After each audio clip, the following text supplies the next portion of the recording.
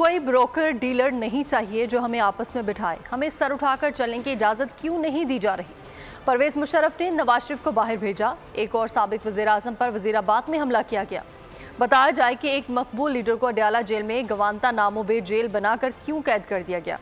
अली मोहम्मद खान का खिताब। उन्होंने कहा कि बानी पीटीआई ने गिरफ्तारी के रोज़ भी कहा था कि वो सबसे मुज़ाकरात के लिए तैयार हैं।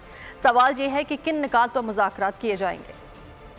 की तरफ से दावत आई है, राना सनाउल्लाह साहब की तरफ से मुज़ाकरात की, आसिफ जरदारी साहब की तरफ से भी दावत आई मुज़ाकरात की। मैं आज तहरीक इंसाफ की तरफ से ये बात यहाँ रखना चाहता हूँ कि कब इमरान खान साहब ने मुज़ाकरात से इनकार किया। 5 अगस्त को जब गिरफ्तार हो रहे थे तो मेरे जनाब डिप्टी स्पीकर साहब उन्होंने उस दिन भी कहा कि हम सबसे बात करने के लिए तैयार हैं, लेकिन बात की नुकात क्या होंगे? क्या हम सच पे आएंगे? क्या हम सच बोलेंगे? क्या हम सच बोलेंगे? ट्रूथ एंड रिकंसिलिएशन कमीशन के लिए सच्चाई जो है वो पहली शर्त है। हमें कोई ब्रोकर, कोई डीलर, कोई शख्स हमें नहीं चाहिए जो हम आपस में बैठाए। जब हम अपनी लड़ाई यहाँ से बाहर लेके जाएंगे फिर सुप्रीम कोर्ट भी अमल में आएगी और फिर पिंडी और अपर और बहुत सी जगह और अमल में आएंगी। मुझे वही कहानी रेप्लिकेट होती नजर आती है जो आज से 50 साल पहले इस ऐवान के एक मुंतखब कायदे ऐवान को जब फांसी के तख्तेदार पे लटकाया गया।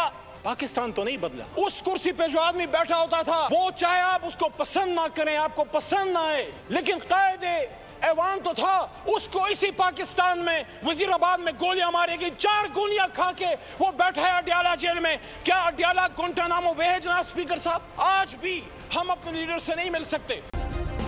सब्सक्राइब करें और बेल दबाएं ताकि कोई खबर रह न जाए।